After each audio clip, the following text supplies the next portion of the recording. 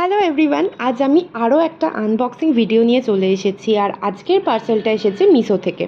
আমার একটা গোল্ডেন শেডের ওপর ওয়াচ কেনার ইচ্ছা অনেক দিন ধরেই ছিল, আর মিশো স্ক্রল করতে করতে হঠাৎ করেই এটা চোখে পড়ে।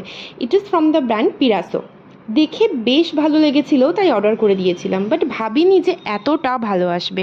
এর চেনটা মেটালিক ফিনিশের ওপর আছে, আর কালারটা কপার কালার ঘেঁষা, ঠিক যেরকমটা আমি চেয়েছিলাম। প্রপার গোল্ডেন কালার শেডটা ঠিক আমার ভালো লাগে না।